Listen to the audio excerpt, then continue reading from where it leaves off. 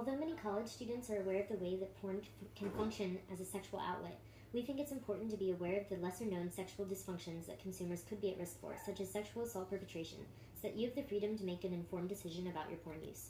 In 2016, Pornhub had 64 million visitors to its site every day. That's 44,000 hits every minute. Studies have found that porn consumption can cause sexual dysfunctions. Porn triggers the release of dopamine into the reward center of the brain, which is the portion that makes you feel good when you're doing healthy things like eating good food.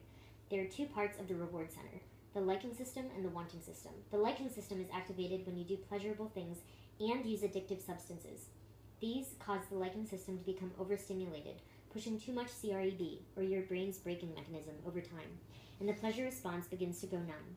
At the same time, the wanting system rewires the brain to help remember pleasurable experiences by reinforcing nerve connections, causing the strength of the cravings to increase. The consumer of porn suffers an addiction because the wanting system causes them to crave it more and more, and the liking system causes them to enjoy it less and less, necessitating increasingly violent pornography for erection. The NCBI has termed this porn-induced erectile or sexual dysfunction, and others digital castration.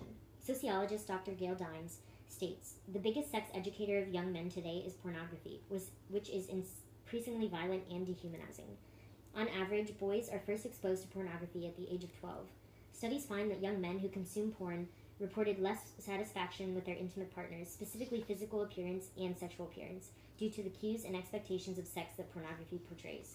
These confounding factors exacerbate toxic masculinity by perpetuating rape myths and decreasing empathy for sexual partners." In the 2016 climate survey, 2 in 5 undergraduate women at Tulane reported being sexually assaulted. Studies have found that pornography has a high correlation to sexual assault. One surveyed fraternity men at a university and found a strong correlation between men who self-reported greater pornography use and likelihood to commit rape. One possible solution is implementing stopping cues into pornography use. Before the internet was widely accessible, stopping cues governed the amount of time we would spend on certain activities. When you got to the last word on a newspaper, you would close it and move on to your next activity. Or when a television show was over, you would have to wait until the next week to see its sequel. However, scrolling cues on sites such as Facebook, Netflix, and yes, Pornhub allow an individual unlimited access to what is being consumed. High consumption of pornography overstimulates the reward center of the brain, so if you are unable to refrain from using pornography and are struggling with unhealthy sexual functions, try to set stopping cues for yourself. Like refrain from consuming it when you have unlimited amount of time, and set a limit for yourself each week.